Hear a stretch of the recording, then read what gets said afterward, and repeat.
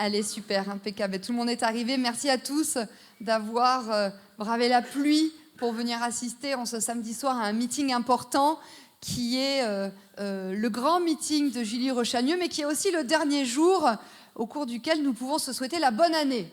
Alors, je vous souhaite à tous une bonne année, une bonne santé et surtout une belle victoire électorale à Bordeaux, mais aussi partout dans le département. Je vais y revenir. Alors, je suis très émue d'être avec vous ce soir parce que je vais vous dire tout le bien que je pense de Julie.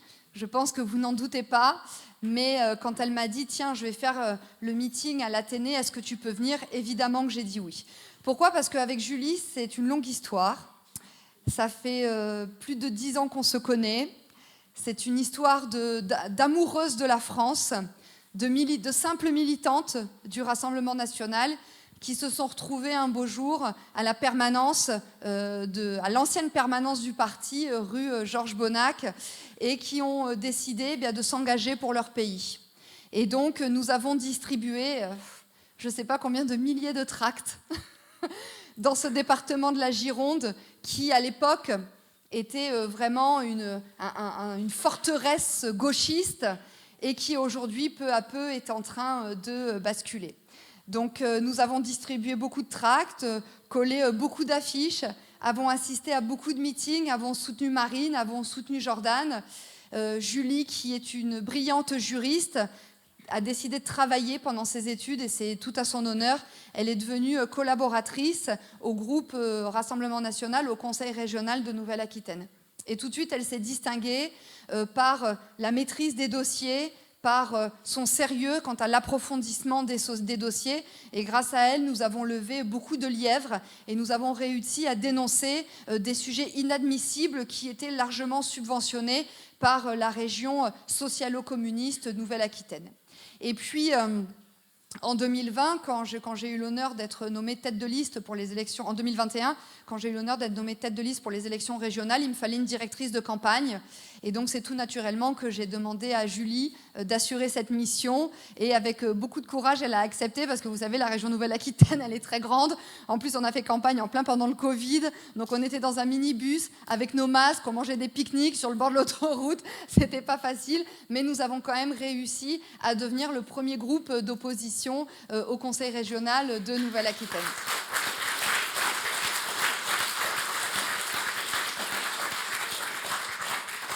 Et donc, c'est tout naturellement qu'elle est devenue la numéro 3 de ma liste sur le département de la Gironde et qu'elle s'est retrouvée donc conseillère régionale. En parallèle, elle a eu beaucoup de courage. En 2020, elle habitait à Lormont, commune pas facile, hein, vous en doutez, où nous avons là aussi un candidat qui s'appelle Serge Bluge, qui défendra nos couleurs à Lormont. Mais en 2020, c'est Julie qui est partie sur Lormont pour faire campagne et qui a réussi à réaliser un des meilleurs scores de la métropole bordelaise, amenant 3 élus au conseil municipal de Lormont. Donc Julie, oui, elle est courageuse. Elle s'est battue pendant 6 ans face aux socialistes Touzeau. Elle a réussi à lever plein de lièvres aussi. Et puis, c'est son courage, c'est son travail, c'est son sérieux qui a été repéré par les plus hautes instances du parti qui ont décidé de la mettre en 18e position sur la liste de Jordan Bardella au moment des élections européennes. Et c'est ce qui fait qu'aujourd'hui, Julie Rochagneux, candidate à la mairie de Bordeaux, est déjà députée européenne. Et c'était son anniversaire il y a quelques jours. Elle a eu 30 ans.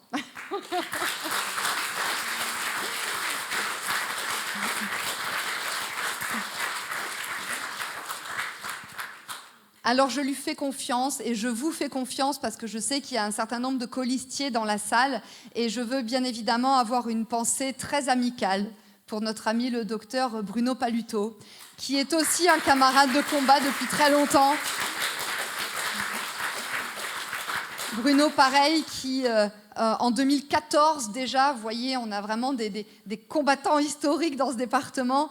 En 2014, a décidé de se présenter aux élections municipales face aux écolos, communaux, socialos. C'était déjà le NFP à l'époque.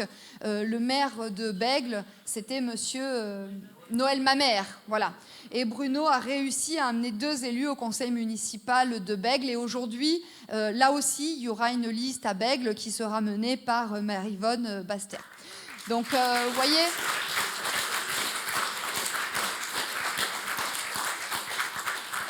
Des personnes de grande qualité qui sont sur cette liste à Bordeaux et qui font un travail remarquable. Moi, je vous suis sur les réseaux sociaux depuis ma circonscription de la Haute-Gironde. Vous savez, il faut passer la Garonne, mais j'espère que vous passerez la Garonne. Mais ce soir sur Bordeaux, je suis venue vous dire que vous avez beaucoup de chance d'avoir des candidats de cette grande qualité et que vous êtes attendus.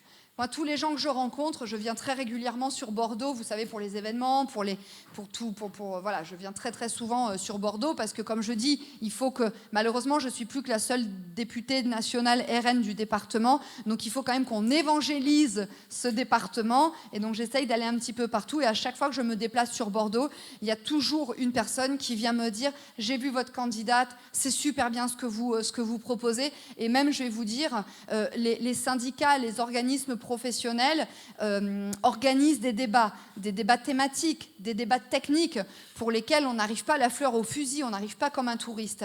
Et Julie participe à tous ces débats et du coup, tous ces représentants de filières que je connais depuis un certain nombre d'années, nous avons des discussions assez libres entre nous et tous m'ont dit que Julie tenait la route et qu'elle faisait honneur à notre parti, ce à quoi je ne réponds que je n'en doutais absolument pas.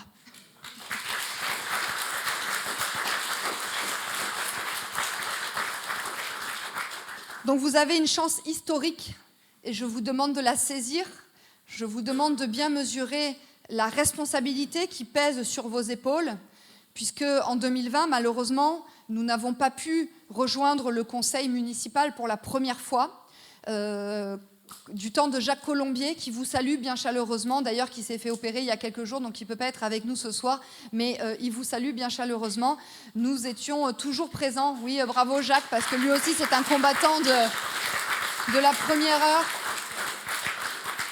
Parce qu'être délégué départemental du Front National en 1975 en Gironde, c'était pas une mince affaire, même si c'est un travail encore remarquable qu'il faut conduire. Et là, je fais un petit coucou à Jimmy Bourlieu, notre délégué départemental. Je ne sais pas s'il est arrivé, mais en tout cas, voilà, Jimmy aussi fait un super travail et c'est notamment à lui que l'on doit la présence d'une 50aine de listes dans le département. Donc voilà, donc là, oui...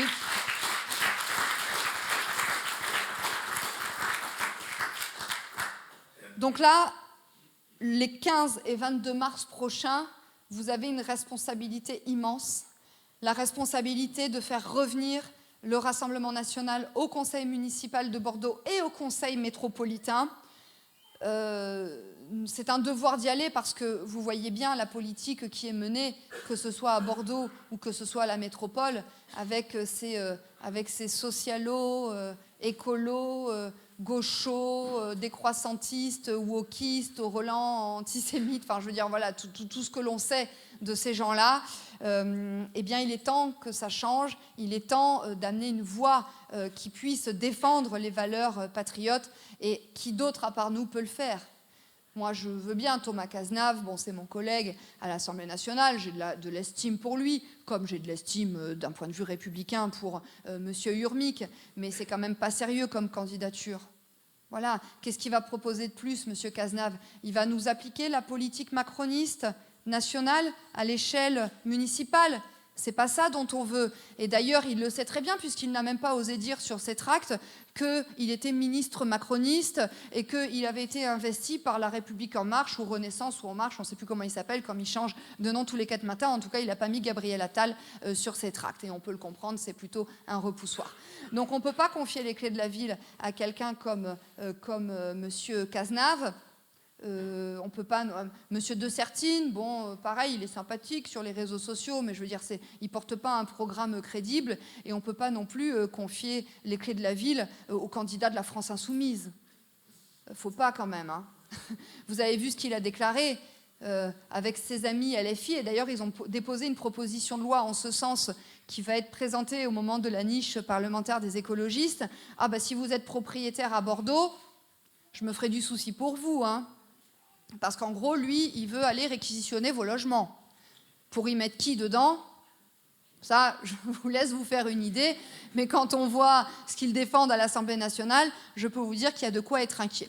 Vous voyez, tout à l'heure, avec Julie et un certain nombre de nos têtes de liste aux élections municipales, nous étions à un rendez-vous important. C'était la manifestation des policiers, qui n'en peuvent plus d'exercer leur mission dans les conditions dans lesquelles ils sont contraints de les exercer, avec des commissariats vétustes, avec des véhicules anciens. Ils disaient qu'ils se font insulter, molester, parfois renverser, parfois tuer. Et oui, malheureusement, c'est bien vrai, même en Gironde. Et donc, le syndicat Alliance avait invité tous les parlementaires du département. Donc, sachez qu'il y a 12 députés, 6 sénateurs et Julie en députée européenne. Eh bien, les deux seuls qui étaient aux côtés de la police, c'était Julie et moi, et Nadine Lechon, notre amie de Dordogne.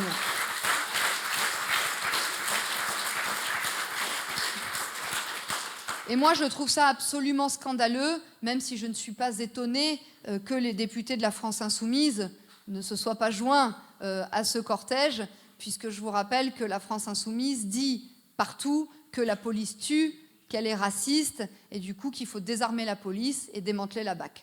Je crois que ça n'est pas ce dont ont envie les Bordelais.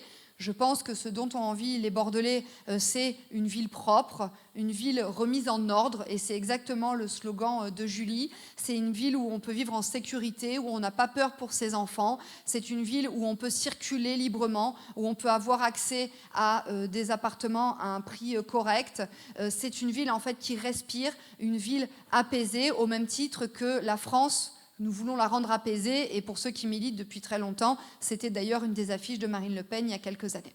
Voilà ce que je suis venue vous dire. Julie va vous parler beaucoup plus longuement de son programme, mais en tout cas, sachez que c'est une fierté pour les cadres du Rassemblement national de voir votre liste s'activer sur le terrain, donner une très bonne image, faire du porte-à-porte, aller distribuer des tracts, aller sur les marchés, aller coller des affiches. Bravo pour tout ce que vous faites. Merci pour la confiance que vous témoignez à Julie, parce que très sincèrement, elle le mérite. Et j'ai très hâte d'être le 15 mars au soir pour voir les résultats de ce premier tour qui, je n'en doute pas, nous mèneront tout droit vers le second tour et donc vers le conseil municipal. Bravo à tous, et je vous demande d'accueillir notre amie Julie.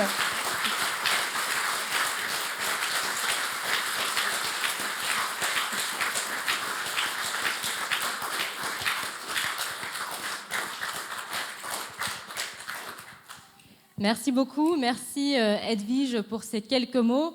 Alors évidemment, je suis forcément émue parce que Edwige, j'ai commencé à militer à tes côtés dans cette belle fédération de Gironde qui effectivement était tenue par Jacques Colombier à l'époque. Tu es maintenant notre patronne de Nouvelle-Aquitaine, tu es vice-présidente du Rassemblement national et tu me fais l'honneur et le plaisir d'être présente ce soir. Et ça, c'est vraiment bien. Et merci à tous, évidemment, d'être venus en nombre. Merci évidemment à notre service de sécurité, sans qui ce type de réunion ne serait pas possible.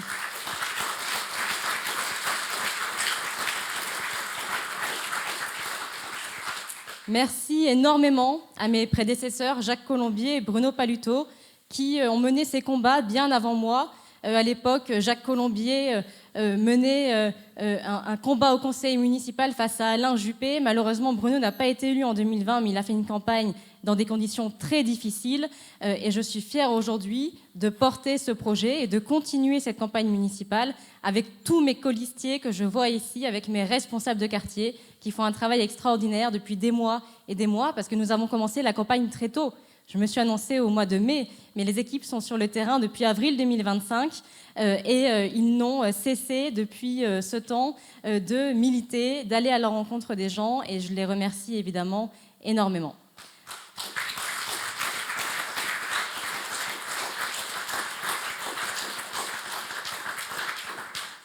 Alors Edwige en a parlé. Ici, en Gironde et en Nouvelle-Aquitaine, nous avons des socialistes qui ont sévi depuis des années, et à la métropole, des socialistes qui ont sévi avec la complicité de la droite. Eh bien, nous, avec Edwige, nous voulons mettre fin à ce système avec tous les candidats que nous aurons aux élections municipales, une 50aine de listes, elle l'a rappelé, avec les élections que nous aurons demain, puisque ça ne vous a pas échappé qu'au mois de septembre, nous aurons des élections sénatoriales, et que pour le moment, nous n'avons pas de sénateur Rassemblement national, et que toutes ces listes que nous portons aux élections municipales nous permettront demain d'avoir une nouvelle voix girondine du Rassemblement national au Sénat. Nous aurons aussi des élections départementales et des élections régionales.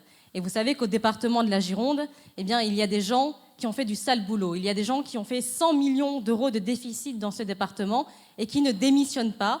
J'ai cité le socialiste Jean-Luc Glaise, qui a mené une politique catastrophique depuis des années et qui n'a pas la décence aujourd'hui de reconnaître qu'il a fait des erreurs, qu'il a été un très mauvais gestionnaire de ce département et qu'il devrait aujourd'hui démissionner. Il y a en Nouvelle-Aquitaine le président Rousset, contre lequel nous menons un combat avec Edwige depuis des années, qui effectivement est une personnalité plutôt sympathique, mais qui en termes de politique ne fait rien de bon. Alors là, il a commencé un peu à se réveiller, c'est-à-dire qu'il a commencé un peu à baisser le budget énorme de la région Nouvelle-Aquitaine, parce que la réalité, c'est qu'il n'y a plus de sous aujourd'hui, et que tous ces politiques qui ont dépensé à corps perdu l'argent des Français, eh bien aujourd'hui, ils n'ont plus les capacités et les moyens de le faire.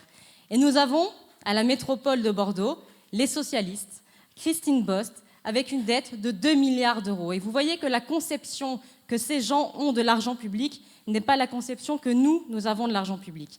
Et à la ville de Bordeaux, il y a également un budget 2026 qui, là aussi, ne prend pas du tout en considération les restrictions budgétaires qui auront lieu demain. Et on a aujourd'hui une dette de 400 millions d'euros à la ville de Bordeaux. Eh bien, avec Edwige, ensemble, avec tous les élus que nous ferons rentrer dans les conseils municipaux, que nous ferons rentrer à la métropole, nous voulons changer la politique. Nous voulons arrêter...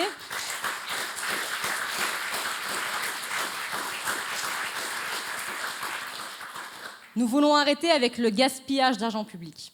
Nous voulons arrêter avec ce vieux discours qui consiste à dire que non, ce n'est pas possible.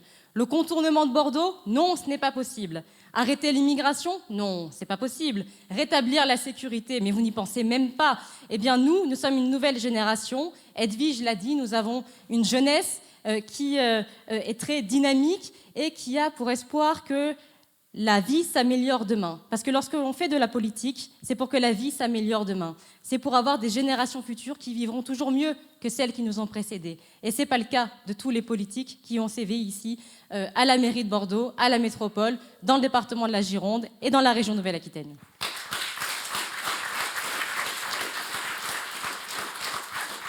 Alors, je vais redescendre un peu dans notre belle ville de Bordeaux et je vais vous parler évidemment de notre maire, le Jean-Claude Duss de la politique, qui a été élu en 2020 avec 26 000 voix. 26 000 voix dans une ville de 265 000 habitants. Eh bien, ce maire, il a mené une politique médiocre. Il a été fidèle à sa médiocrité et à ce que les écologistes défendent, tant au niveau national, et Edwige lutte contre eux à l'Assemblée nationale, qu'au niveau européen. Et je lutte avec Jordan Bardella au niveau de l'Europe contre ces faux écologistes.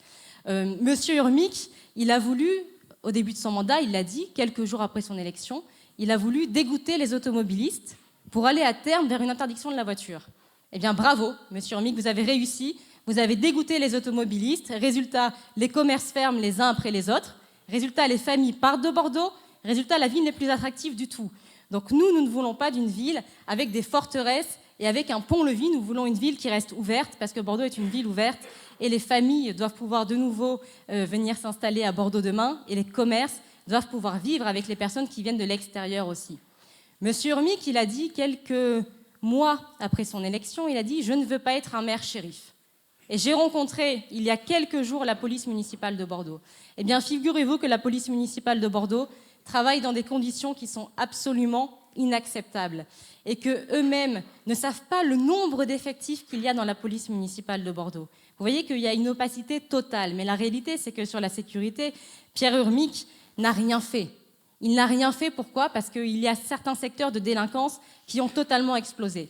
Par exemple, entre 2020 et 2024, les violences sexuelles ont explosé de 57%, avec une grande part de violences sexuelles qui sont commises dans la rue, sur des jeunes femmes, sur des femmes plus âgées, sur des femmes qui verront leur vie changer, qui seront traumatisées à vie. Et moi, je n'accepte pas que toutes les femmes bordelaises se posent la question avant de sortir le soir ou avant d'aller au travail tôt le matin lorsqu'il fait encore nuit, de se dire comment je vais m'habiller, est-ce que je dois bien sortir, est-ce bien raisonnable d'aller au restaurant le soir ? Eh bien non, parce que les Françaises et les Bordelaises, elles sont libres de sortir et elles sont libres d'aller et de venir sans se faire agresser.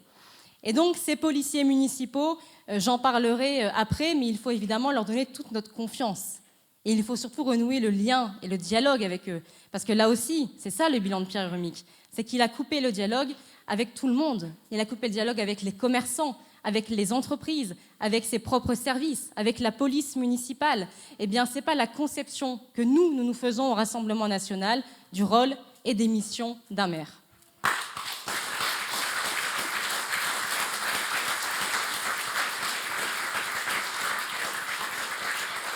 Alors, je vais continuer un peu parce que, évidemment, il faut bien parler de ce maire sortant. Je vais continuer un peu en vous parlant du grand projet de fin de mandat de Pierre Urmic, le data center. Le data center qu'il veut installer au nord de Bordeaux, qu'il veut installer à Bordeaux-Lac. Alors, quand j'ai vu le data center, l'installation, on l'a appris dans la presse. D'ailleurs, les milieux économiques n'étaient même pas au courant, c'est ce qu'ils nous ont dit. Ils ont vu ça dans la presse. Je me suis dit, c'est quand même étonnant. Un écologiste qui veut installer un data center qui est extrêmement énergivore. Ça représente 2/3 de la consommation quotidienne des Bordelais. Je me suis dit, c'est quand même assez étonnant, parce que M. Urmic, il est pour défendre les énergies renouvelables. M. Urmic, il veut installer des éoliennes partout. Et si on n'avait pas la centrale du Blayais, qu'Edwige a été la seule sur ce territoire à défendre à l'Assemblée nationale, eh bien son data center, il n'existerait pas. Et donc déjà, c'est très étonnant, ce data center, et puis c'est aussi drôle de la part d'un maire écologiste de vouloir installer un nouvel îlot de chaleur dans la ville de Bordeaux. Et donc je me suis dit, mais comment ça se fait que le maire, tout d'un coup, défende, lui qui était contre la 5G il y a quelques années, défende ce data center? Eh bien, on est allé voir les investisseurs de ce data center. Et parmi l'un des principaux investisseurs, il y a Vincent Feltès, ancien président socialiste de la communauté urbaine de Bordeaux. Voilà, donc vous voyez bien que ces personnes-là n'ont aucune conviction et que lorsqu'il s'agit de défendre des projets qui sont portés par leurs petits copains, eh bien là, il n'y a pas de problème. Donc moi, je m'oppose évidemment à l'installation de ce data center à Bordeaux-Lac, parce que je n'ai aucune honte à le dire. Moi, je suis au Parlement européen dans une commission qui s'appelle Industrie, Recherche et Énergie. Je défends la souveraineté numérique de la France et de l'Europe. Je défends la protection des données. Mais ces data centers, ils ne doivent pas être installés dans les villes, parce que ces data centers, ils ont une émission de chaleur qui est beaucoup trop importante pour être installés dans une ville comme Bordeaux, qui, vous le savez, chaque été souffre de la canicule. Et je vais aller sur un dernier aspect de ce bilan, c'est ce qu'il met en avant. C'est d'ailleurs une des seules thématiques qu'il met en avant, c'est la végétalisation de la ville. Alors, vous êtes arrivés à Bordeaux, certains d'entre vous vivent à Bordeaux, donc vous me direz où est-ce que vous avez vu des arbres dans la ville. Parce que la réalité, c'est que ce que Pierre Urmic a installé, c'est ce qu'il a appelé des micro-forêts urbaines. Alors figurez-vous que les micro-forêts urbaines, donc ça fait rêver comme terme, ces micro-forêts urbaines, c'est en réalité des dépotoirs, des nids à rats, des végétaux qui sont installés, qui ne sont pas entretenus et qui ne ressemblent à rien, et dont tous les Bordelais aujourd'hui ont honte et disent que ça participe à enlaidir la ville. Et Bordeaux, c'est une ville qui est superbe, c'est une ville qui ne doit pas être enlaidie. Et nous restaurerons évidemment une écologie de bon sens, une écologie intelligente. Parce que ce qu'on a vu avec Pierre Urmic, c'est qu'en réalité, on a les écolos des champs et les écolos des villes. Et que Pierre Urmic est un écolo des villes et qu'il n'y connaît rien à l'écologie. Par exemple, Pierre Urmic, il veut construire la ville sur la ville. Il veut densifier la ville. Eh bien, j'espère que ça ne lui a pas échappé, que pour densifier la ville, il va falloir utiliser du béton. Et que dans le béton, il y a du sable et du gravier. Et que ce sable et ce gravier, il provient d'où? Il vient des gravières. Et c'est étonnant parce que les écologistes s'opposent aux gravières. Donc vous voyez que tous ces écologies sont des contradictions qui font que ce ne sont pas des politiques sérieuses et qu'il est grand temps de renverser ce système. Et c'est pour ça que, alors que j'ai été élue au Parlement européen, et qu'évidemment c'est passionnant les sujets que l'on voit au Parlement européen, j'ai décidé de porter ce projet au niveau de la ville de Bordeaux et de venir me présenter à Bordeaux. Alors je vais vous parler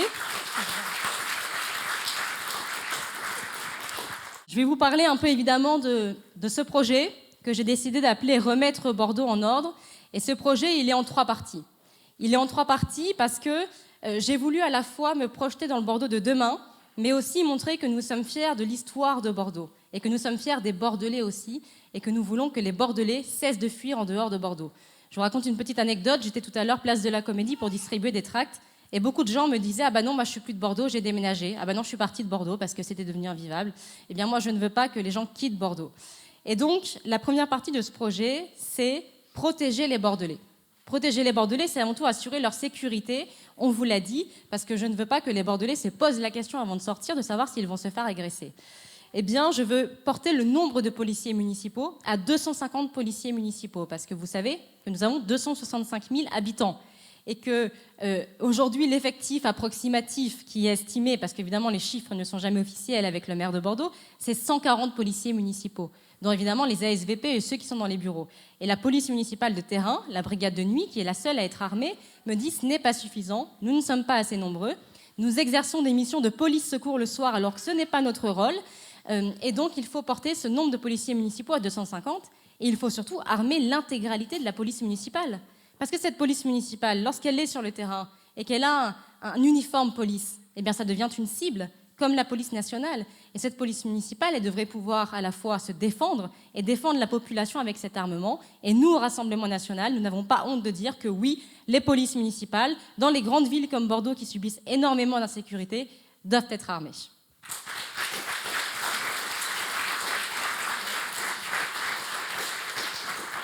Nous allons aussi tripler le nombre de caméras de vidéoprotection, parce que là aussi, Bordeaux est bien en traîne par rapport aux autres communes de la métropole. Nous avons appris que Bordeaux n'avait que 240 caméras de vidéoprotection. La ville de Mérignac, par exemple, qui est une ville voisine avec bien moins d'habitants, a plus de 430 caméras de vidéoprotection. Toulouse, on est à 700 caméras de vidéoprotection. Une ville comme Nice, c'est un peu plus de 3000. Donc vous voyez qu'avec 240 caméras, eh bien, on ne peut pas réussir à mailler le territoire, et les policiers municipaux et policiers nationaux nous disent eux aussi qu'ils ont un centre de supervision urbain. Mais ça ne sert à rien d'avoir un centre de supervision urbain si tout le territoire bordelais n'est pas couvert. Donc évidemment que je mettrai les moyens sur cette sécurité, parce que la sécurité n'a pas de prix, parce que la sécurité c'est la première des libertés, et que les Bordelais, avant tout, ce qu'ils veulent, c'est pouvoir vivre en paix chez eux.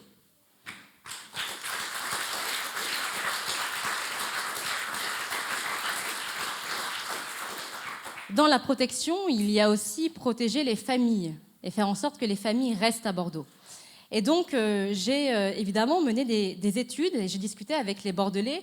Et il en est ressorti qu'il y avait des problèmes de garde dans la ville de Bordeaux, comme dans la plupart des grandes villes de France, et que les familles avaient énormément de difficultés à trouver des crèches, de la place dans les crèches ou des assistantes maternelles.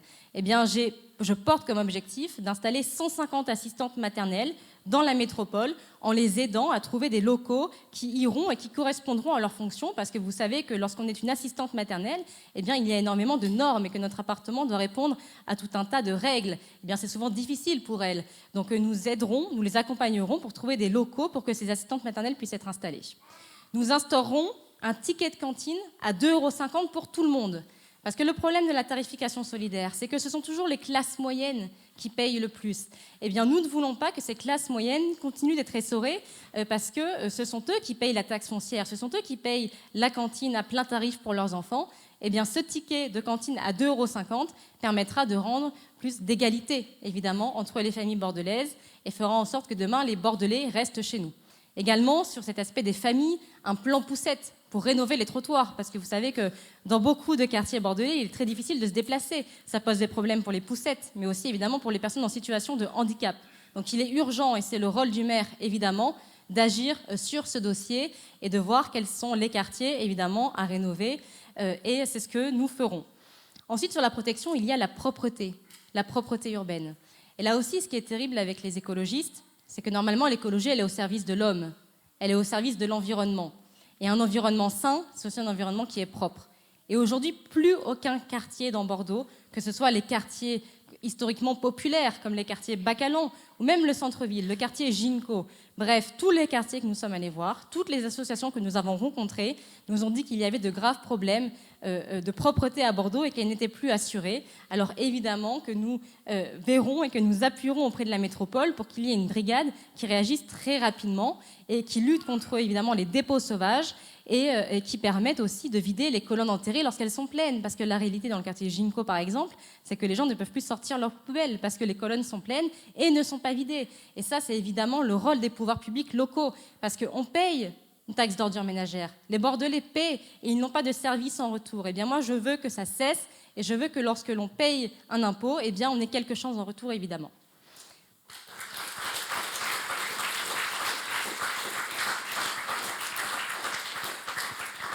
La seconde partie de ce programme, c'est avoir et porter de l'ambition pour les Bordelais, une ambition pour Bordeaux. Mon ambition pour Bordeaux, C'est que demain, les jeunes qui viennent faire leurs études à Bordeaux se disent « je veux rester à Bordeaux ». C'est que demain, des jeunes qui sont pris, par exemple, dans une université parisienne, c'était mon cas lorsque j'ai terminé mon lycée et que j'ai été prise à la faculté de droit, j'ai été prise dans des universités parisiennes, eh bien, j'ai fait le choix de venir à Bordeaux. Et je veux que l'attractivité de Bordeaux soit de nouveau présente et que Bordeaux, qui historiquement était une ville qui attirait, continue d'attirer. Et pour ça, il faut évidemment régler le problème des mobilités. Parce que là aussi, c'est une des préoccupations principales des Bordelais, c'est qu'on ne peut plus circuler dans Bordeaux. C'est que les Bordelais perdent en moyenne 100 heures par an dans les bouchons. Eh bien, moi, je préfère que les Bordelais fassent autre chose que de perdre du temps dans les bouchons. Eh bien, pour améliorer cette mobilité, nous allons mettre fin aux mesurettes écologiques. Ce qu'a fait Pierre Urmic et ce qu'ont fait ses petits copains socialistes, c'est qu'ils ont, par exemple, piétonnisé des rues sans consulter les commerçants ou sans consulter les riverains. Ils ont soutenu les ZFE, les soi-disant zones à faible émission, qui sont en réalité des zones à forte exclusion et qui font que demain, les véhicules jugés polluants, c'est-à-dire les véhicules les plus anciens et en réalité les véhicules qui sont possédés par les classes populaires, ne pourront pas rentrer dans les villes. Il veut réduire encore plus l'espace de la voiture sur les boulevards et végétaliser les boulevards. Et parallèlement à ça, il ne s'est pas saisi du seul projet qui permettra demain de désengorger Bordeaux, d'améliorer la qualité de l'air à Bordeaux. C'est ce projet de contournement est de Bordeaux.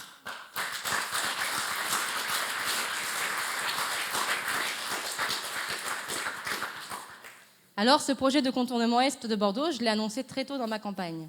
Je l'ai annoncé très tôt parce que c'est la condition sine qua non pour que la ville continue de se développer, que la métropole continue de se développer, que des entreprises viennent demain s'installer chez nous. Nous sommes, et je suis au Parlement européen, donc j'ai beaucoup de collègues évidemment, et dans les commissions, nous parlons de tous les pays. Eh bien, essayez de trouver une métropole européenne qui a 4 autoroutes qui se déversent sur sa rocade. Vous pouvez chercher, il n'y en a pas. C'est une honte absolue que depuis des années, les politiques aient laissé faire ça et ne se soient pas saisis concrètement du projet du contournement et en tout cas ne l'aient pas porté avec une forte conviction. Parce que certains l'ont porté, comme M. Anziani, M. Buisson, mais ça n'a jamais abouti. Eh bien nous, avec Edwige d'ailleurs, elle l'avait porté aux élections régionales de 2021, elle était bien seule. Elle était parfois moquée lorsqu'elle a porté ce projet de contournement est de Bordeaux.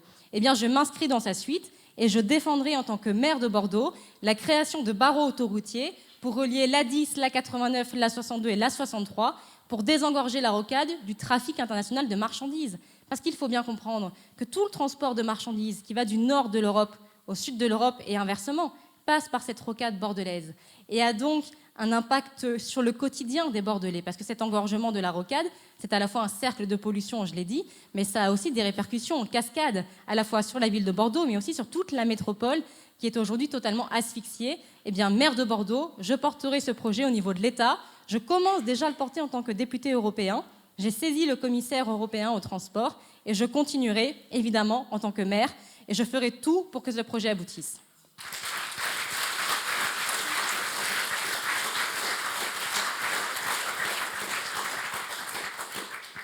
Mon ambition pour Bordeaux, c'est aussi que la taxe foncière baisse. Parce qu'à Bordeaux, il faut savoir qu'il y a seulement 30% de propriétaires occupants et que ces propriétaires occupants sont les seuls contributeurs, en réalité, au budget de la commune.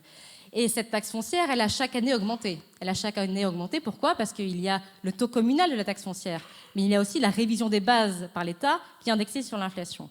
Eh bien moi, je vais proposer un programme d'économie et je vais vous le dévoiler ce soir pour que demain, la taxe foncière des Bordelais baisse.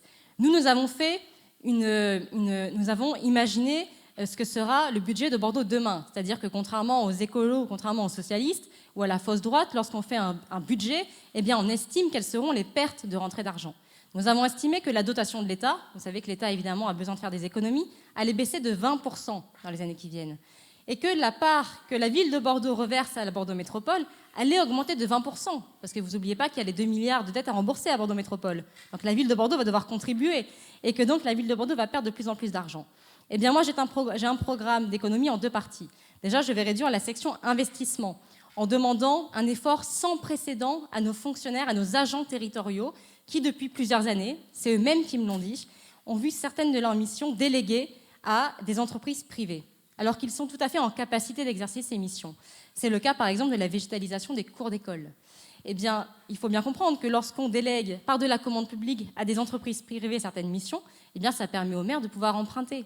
C'est pour ça, en réalité, que le maire n'a pas mobilisé nos agents territoriaux qui étaient prêts à le faire. C'est parce que ça lui a permis de creuser encore plus la dette et donc, au final, d'augmenter les impôts. Donc nous allons demander cet effort, évidemment, aux agents territoriaux et nous allons aussi arrêter les projets d'investissement délirants, comme les allées-tournies. Vous avez tous vu les bancs qui ont été installés sur des places de stationnement. Vous avez vu les bacs à fleurs, c'est une honte absolue. 15 millions d'euros, le projet de rénovation des allées-tournies. 15 millions d'euros, projet porté par un cabinet d'urbanistes nantais.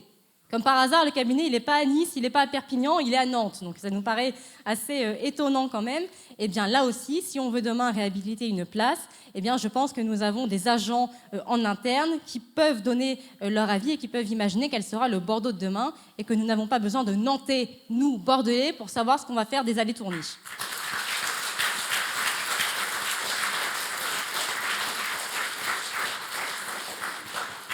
Et le deuxième aspect de ces économies sur le budget, c'est la fin des subventions aux associations immigrationnistes, par exemple. Bordeaux donne de l'argent à SOS Méditerranée. Avec Edwige en Nouvelle-Aquitaine, on s'est opposé à la subvention de la Nouvelle-Aquitaine à SOS Méditerranée. Il faut bien comprendre que la métropole donne de l'argent aussi, que la ville donne de l'argent aussi. Pour rappel, SOS Méditerranée, c'est des passeurs de migrants. Parce que la réalité, c'est qu'ils récupèrent des clandestins en mer pour les ramener sur le sol européen. Donc SOS Méditerranée, c'est terminé. Nous allons aussi mettre fin à la subvention qui est donnée à la CIMAD. La CIMAD, elle aussi, elle sert à régulariser les clandestins, les sans-papiers. Eh bien, là aussi, nous y mettrons fin. Également, nous allons faire un tri dans certaines associations culturelles. Parce que le principe de la culture, c'est qu'elle soit faite pour tous. Ce n'est pas qu'elle soit faite pour quelques-uns. Et donc, ces associations culturelles qui ne rencontrent aucun public depuis des années, eh bien, c'est pareil. Évidemment, nous étudierons et nous mettrons fin à leurs subventions lorsque c'est nécessaire pour faire des économies. Parce que moi, je préfère que les Bordelais payent un tarif unifié de 2,50 € pour les cantines et que ça puisse coûter du coup un peu plus cher évidemment à la collectivité et que ces associations ne soient pas subventionnées. La politique, c'est des choix budgétaires et je n'ai pas peur de les faire et je les ferai, bien sûr.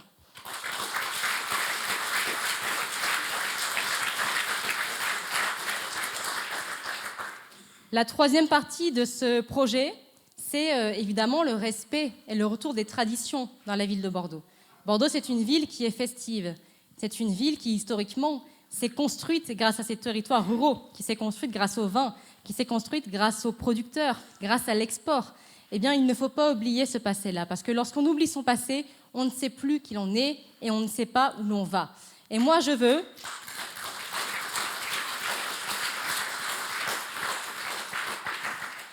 instaurer une grande fête, un grand rassemblement populaire et festif pour les Bordelais, qui s'appellera la fête des 4 saisons. Parce que vous savez que Pierre Urmic, il a supprimé en 2022 les épicuriales, parce qu'il a jugé que c'était une fête qui n'était pas assez écolo. Eh bien moi, je veux faire cette fête des 4 saisons qui permettra, à chaque saison, que les producteurs locaux de Nouvelle-Aquitaine, les producteurs de noisettes du Lot-et-Garonne, les producteurs du pruneau, de noisettes du Lot-et-Garonne, les producteurs de pruneaux, les producteurs aussi girondins qu'on a. Vous savez qu'on a des viandes d'exception, on a l'agneau de Pauillac, on a le bœuf de Bazas. Eh bien ces producteurs pourront venir au sein même de Bordeaux, sur une grande place, pour vendre leurs produits, les faire déguster aux Bordelais et faire des grands banquets. Parce que la France, c'est aussi ça. N'en déplaise à la gauche, la France, c'est les grands banquets, c'est le partage, c'est la fierté de notre identité, de notre gastronomie locale et du Sud-Ouest.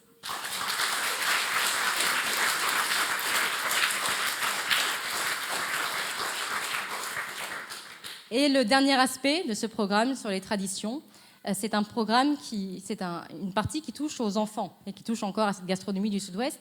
C'est de dire qu'il serait intéressant, plutôt que de faire des repas différenciés dans les cantines ou de faire découvrir évidemment des menus du bout du monde, de faire de manière hebdomadaire un menu Sud-Ouest dans les cantines pour là aussi sensibiliser les jeunes enfants aux produits du Sud-Ouest, les sensibiliser aussi à la saisonnalité.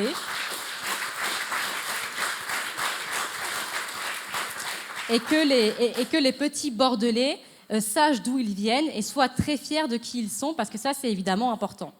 Alors, vous l'avez compris, c'est un projet qui est ambitieux, c'est un projet qui ne regarde pas vers le passé, mais qui porte Bordeaux vers l'avenir. Ce projet, je vais le porter évidemment avec vous tous.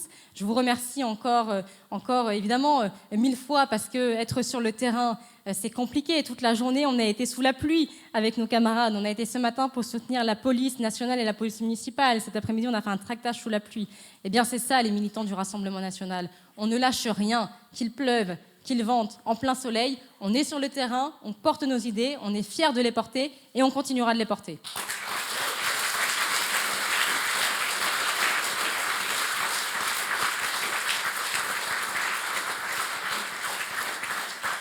En résumé, ces élections municipales, les élections présidentielles qui arriveront demain, les autres échelons, les autres élections locales qui arriveront, c'est la fin d'un système.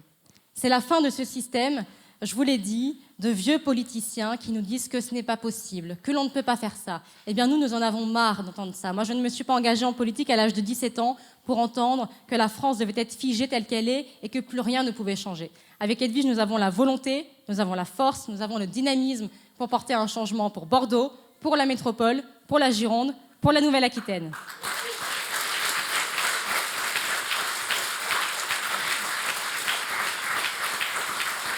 Et avec Edwige, on a réfléchi. On s'est dit que c'était pas mal aussi de faire une nouvelle tradition à Bordeaux et puis de faire le cadeau au maire sortant. Et donc on s'est demandé, on s'est appelé, on a pensé et on s'est dit, tiens, qu'est-ce qu'on pourrait faire comme cadeau à Pierre Urmic ? Eh bien on a trouvé, il peut repartir avec son sapin de Noël en verre. Merci.